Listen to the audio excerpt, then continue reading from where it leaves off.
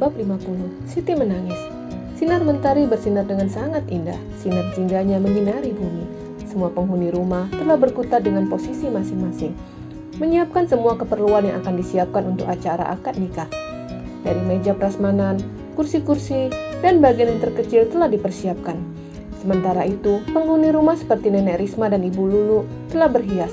Begitupun dengan Siti juga telah dirias, mengenakan kebaya berwarna putih dengan makeup natural.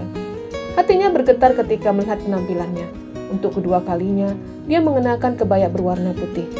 Ketika menikah dengan Pak Ijo, makeup yang digunakan tidak sebagus yang sekarang. Wajah Siti terlihat sangat memalingkan, sampai-sampai Giwang terbelalak. "Kamu cantik sekali," puji Giwang.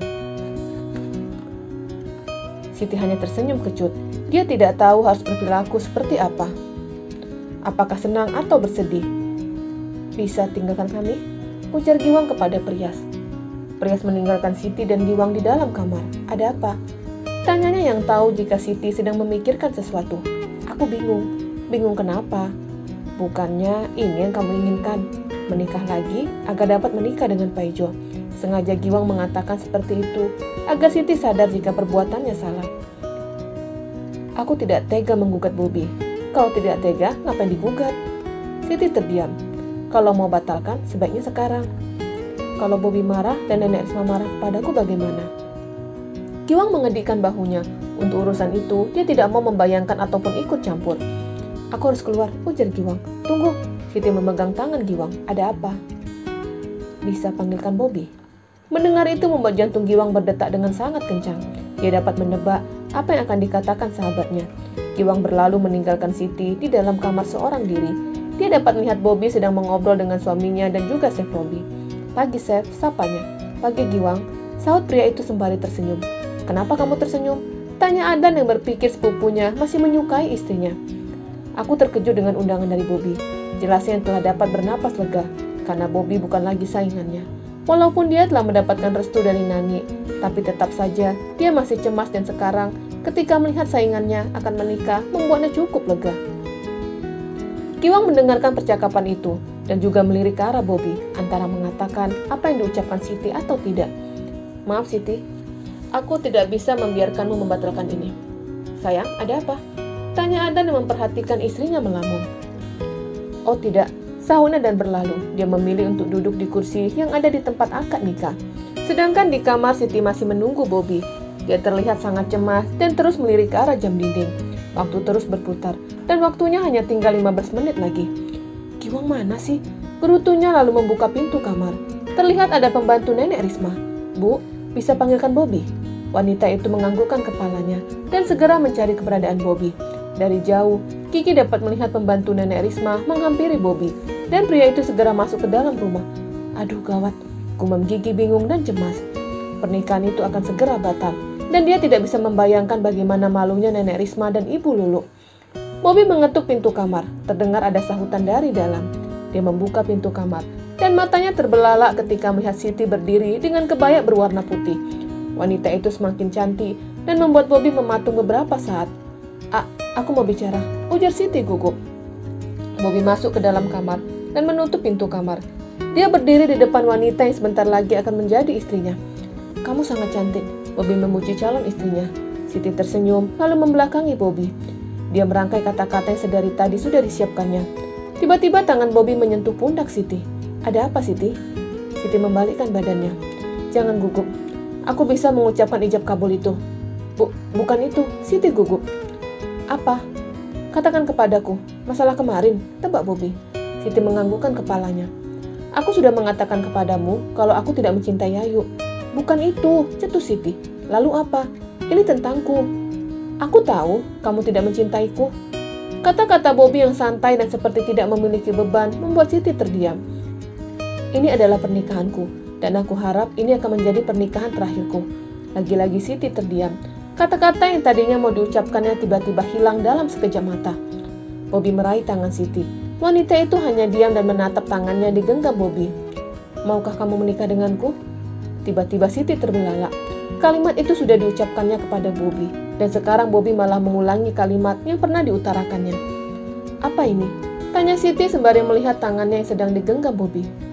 "Aku belum lamarmu." Kemarin hanya kamu yang melamarku, jadi sekarang aku melamarmu." Siti terdiam. Ini adalah kesempatannya untuk membatalkan pernikahan itu. Tapi tiba-tiba suara ketukan terdengar dari luar. Ibu Lulu langsung masuk ke dalam kamar dan melihat anaknya sedang digenggam Bobby. Wanita itu tersenyum. Dia tidak menginginkan anaknya menikah kembali, tapi dia juga tidak ingin anaknya mempermainkan pernikahan. "Ayo Bobby, sudah waktunya," ajak Ibu Lulu. Pria itu mengangguk dan berlalu meninggalkan Siti dan Ibu Lulu. "Kamu sangat cantik," puji Ibu Lulu. Siti hanya diam seperti patung. Lalu ibunya segera merangkulnya. "Kamu bisa, Nak. Ibu yakin pernikahanmu kali ini akan langgeng. Kalian akan segera diberi momongan," ujarnya dan membawa Siti menuju tempat akad nikah. "Aku tidak tahu, Bu," bisiknya. "Apanya tidak tahu? Kamu hanya perlu membuka hatimu. Tidak sekarang, tapi perlahan." Siti hanya diam. Tidak ada bantahan. Dia hanya mengikuti langkah ibunya. Dan ketika mendekati meja ijab kabul, jantungnya langsung berdetak cukup kencang. "Bu," ujarnya pelan. Tapi ibunya tidak dapat mendengarkan ucapannya. Wanita itu meninggalkan anaknya untuk duduk di samping Bobby. Siti menatap semua yang ada di tempat itu. Semua terlihat menyugingkan senyuman ke arah mereka. Termasuk Nenek Risma. Tak henti-hentinya tersenyum. Momen ini yang ditunggu-tunggunya. Pernikahan Bobby adalah harapan utamanya.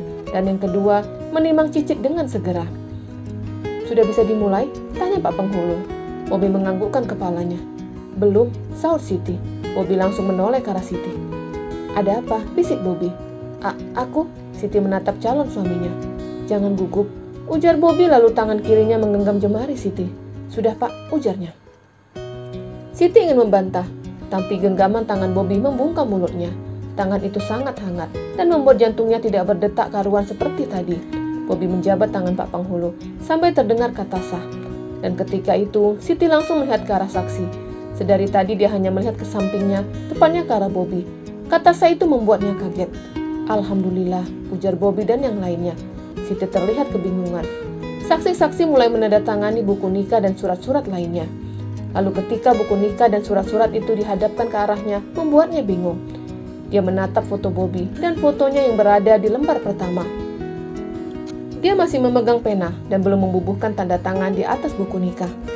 "Ayo Siti," bisik Bobby mengingatkan istrinya. Siti masih saja diam. Tapi tidak mungkin juga dia tidak menandatangani buku nikah. Yang ada, orang-orang pada tahu jika dia sedang mempermainkan pernikahan. Maka dia memutuskan menandatangani surat-surat dan buku nikah itu. Ibu Lulu dan Gigi terlihat lega ketika melihat Siti telah menandatangani semuanya. Setelah itu, pembawa acara meminta Bobby dan Siti untuk menyematkan cincin. Siti mengulurkan tangan kanannya ke arah Bobby. Pria itu terkejut. Tidak ada cincin pemberian Paijo. Tanpa harus diminta, Siti telah memindahkan cincin itu ke jari manis sebelah kiri. Lalu Siti menyematkan cincin di jari manis Bobby. Dan setelah itu Bobby mengecup pucuk kepala Siti. Kecupan itu dilakukan beberapa detik, tapi membuat Siti bengong, lalu air matanya menetes dengan sendirinya. Hal itu membuat Bobby bingung. "Ada apa?" tanya Bobby lalu mendekap Siti di dalam pelukannya. "Oh, so sweet," ujar Nenek Risma senang. "Jangan menangis," ujar Bobby lalu mengusap air mata yang membasahi pipi istrinya. Dia menangis bukan karena terharu, tapi menangis karena teringat akan Paijo. Bersambung.